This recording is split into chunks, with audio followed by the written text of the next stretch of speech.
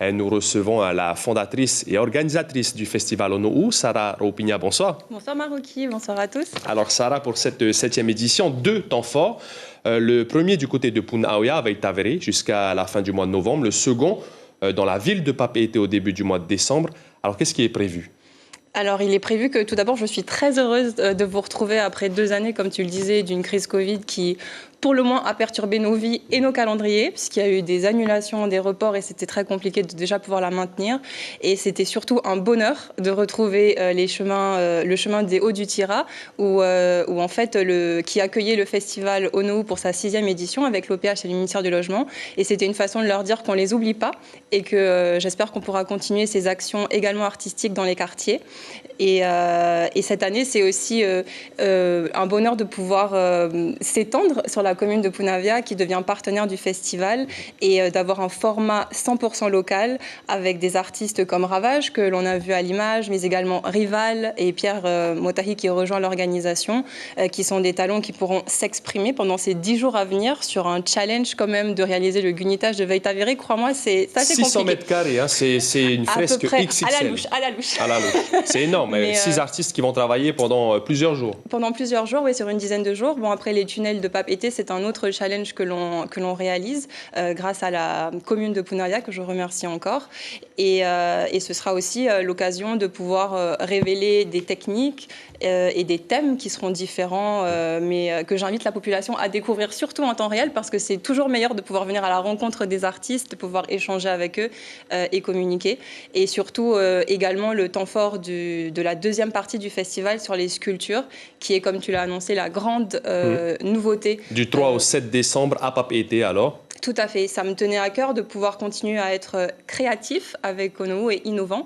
Et cette année, on peut le rendre possible, notamment grâce au groupe OPT, que je remercie, ainsi que la ville de Papeete, qui nous font confiance dans cette volonté de pouvoir, au-delà des fresques murales, créer un parcours de sculptures urbaines. C'est un projet qui, là aussi, est 100% local, autant de sa réalisation, sa conception 3D sur le territoire qu'à sa réalisation, par des artistes que j'ai vraiment à cœur de pouvoir mettre en lumière cette année, parce qu'autant humainement qu'artistiquement, ils sont exceptionnels. Il s'agit des artistes Richard Barry, Sarah Vio et Teveite, qui s'exprimeront sur les premiers chœurs de Tahiti, qui seront les chœurs Feti'i, Natura et Moana. Qui sont donc trois réalisations, 3 œuvres que l'on pourra admirer vraiment au naturel dans la capitale. Exactement. Plus spécifiquement dans le parc Paofei et la Maison de la Culture. Je remercie le service des parcs et jardins d'ailleurs et le directeur de la Maison de la Culture pour leur confiance. Ce seront les lieux qui accueilleront effectivement ces premières sculptures de chœur. Et leur particularité, qu'on a pu mettre en œuvre d'ailleurs avec le groupe OPT, c'est qu'elles seront pas uniquement des attractivités visuelles. Que l'on pourra juste voir.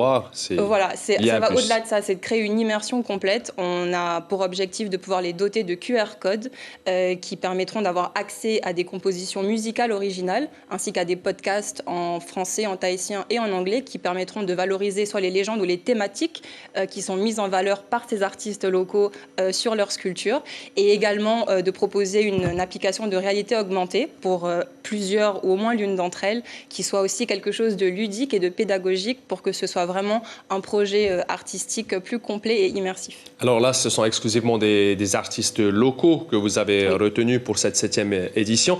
Avant de se quitter, peut-être, qu'est-ce que vous pensez du street art polynésien ces dernières années? On sent qu'il a évolué. Oui, absolument. Je trouve qu'il y a de plus en plus de projets magnifiques qui se mettent en place. Il y a de plus en plus d'artistes qui se professionnalisent, certains qui ont aussi la chance de partir, des collaborations à l'image de celles que l'on vient de faire avec Alouf et Ravage qui permettent aussi d'ouvrir ses horizons, d'apprendre de nouvelles techniques et d'avoir aussi un enrichissement humain et culturel qui se met en place.